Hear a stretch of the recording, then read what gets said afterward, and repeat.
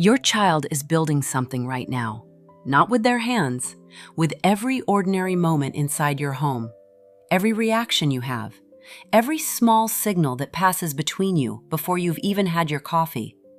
They are building the answer to the most important question they will ever live inside of. Not, am I loved? Something quieter, something more specific. Who am I? And here is what most parents don't realize. Your child is not waiting for you to tell them the answer. They are reading it. In what you celebrate, in what you let hold, in what they witness you do when you think it doesn't count. 5 things happening every day, starting now. Thing 1, what you celebrate. Your child comes home and tells you something went well, a grade, a goal, a thing they finished. And you celebrate, of course you do. But here is the question most parents never stop to ask. What exactly are you celebrating? The result? The score, the grade, the win? Or the person who showed up to get it? The effort, the decision not to quit, the choosing of a hard thing? This distinction is building your child's relationship with their own worth.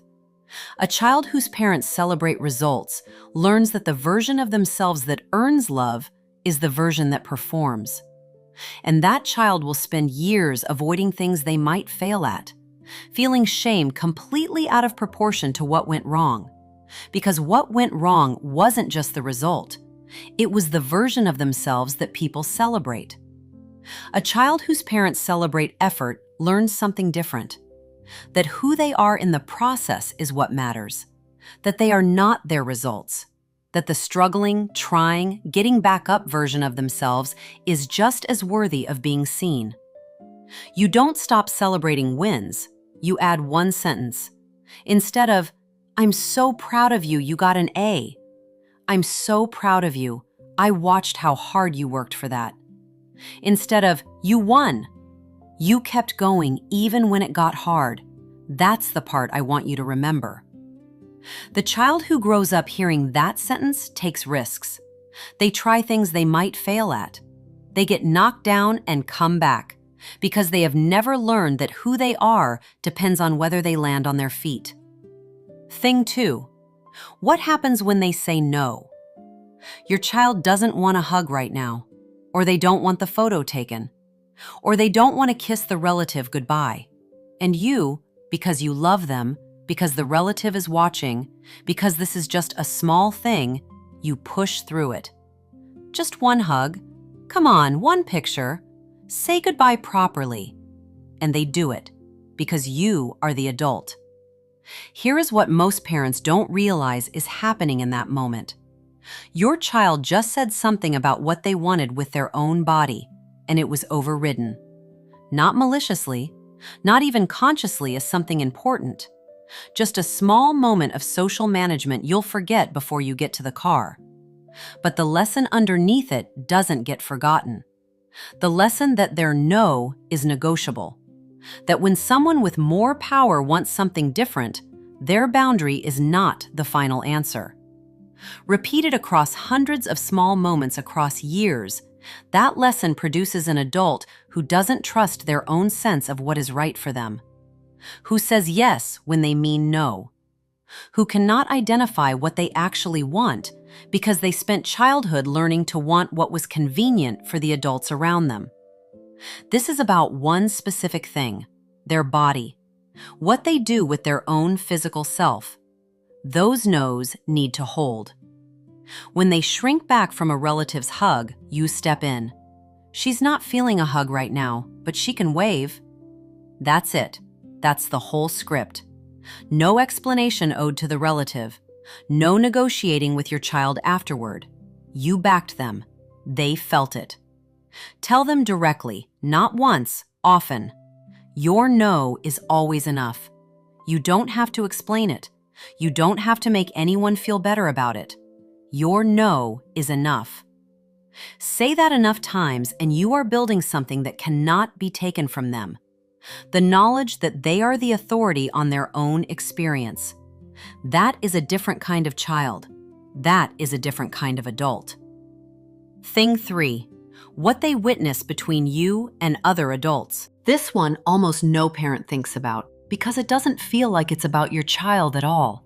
It feels like it's between you and another adult. But your child is in the room, and they are not just present. They are studying. They are watching what adults do when they disagree. Whether someone always wins and someone always yields, whether a hard conversation gets repaired or gets buried, what it looks like to be wrong and to stay in the room anyway. All of that is being filed, not as memory, as template, as the answer to a question they haven't formed yet. What do people do when it gets hard between them? The child who watches adults disagree and repair, who sees, "I was wrong, I'm sorry, let's figure this out," in real time, grows up believing that relationships can survive difficulty, that conflict is not something to flee or win. It is something to move through together. The child who watches adults who never disagree in front of them grows up without a map, because things are never perfectly smooth. And that child will arrive in their first real relationship completely unprepared for ordinary friction. The child who watches one adult consistently override the other learns the structure of power, learns who speaks and who yields, learns that love and control live in the same house. You don't need to perform conflict for your child's benefit, but when tension is already in the room, don't pretend it away. Let them see the honest version of what two people do when something is hard, and then let them see the after, the repair, the coming back, the "we worked it out." The after is the most important part. That is what they will carry. The child who watches adults repair, who sees, "I was wrong, let's figure this out," in real time, grows up believing that relationships can survive difficulty, that conflict is not something to flee, it is something to move through together. Thing 4, whether they ever hear you apologize. Not to them specifically, though that matters, whether they hear you apologize to anyone, whether they witness you say, "I was wrong," to your partner, your parent, a friend on the phone, whether accountability happens in front of them in real time. Most parents tell their children that apologizing matters and then model the opposite, because for many adults, apologizing feels like losing, because somewhere in their own upbringing, they learned that the person with power doesn't have to say sorry. Your child is watching the behavior, not listening to the lesson. A child who grows up watching a parent who never apologizes learns something precise. Power means not having to say you were wrong, and they carry that one of two ways. They become someone who also cannot apologize, whose relationships fill with unrepaired moments, or they become someone who over-apologizes for everything, who learn that someone in the room has to carry the accountability, and since the adult won't, it falls to them. Neither is who you want to build. When you get something wrong, say so, out loud, in front of your child when you can. "I was short with you this morning and that wasn't fair. I'm sorry. I said something unkind and I've been thinking about it. I shouldn't have said that.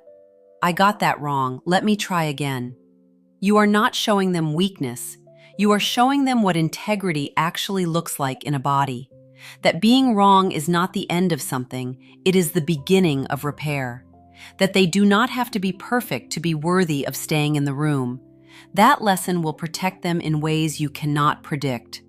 In every relationship where they need to say sorry and don't know if they can, they will have seen it done. They will know it is survivable. They will know it is, in fact, the thing that holds things together. Thing 5, the difference between being there and being present.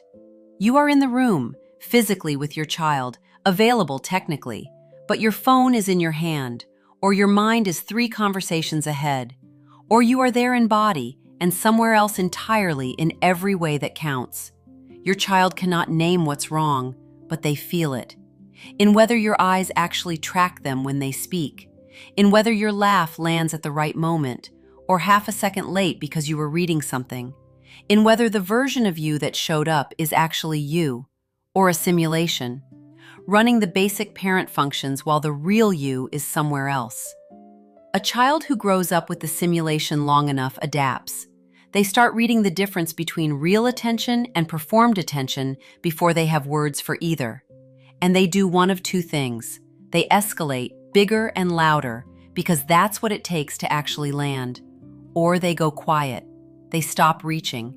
They become, as parents often gratefully describe them, easy. The escalating child gets called a handful. The quiet child gets called independent. Both of them are just children who figured out what reaching costs and decided accordingly. This is not about banning phones. It is not about being available every moment. That is neither realistic nor what children actually need. What they need is the experience, repeated enough times to feel true, that when they reach for you, the real you arrives. Pick the moments and be fully in them. Face down, eyes up. Ask the question and wait for the real answer, not the answer that lets you get back to what you were doing, but the one they give when someone is actually there. A child who has enough of those moments grows up with something that cannot be faked. The bone-deep sense that they are interesting, that what they think and feel and notice is worth someone's full attention, that they are the kind of person people want to be around. That is not arrogance. That is the foundation of every healthy relationship they will ever have.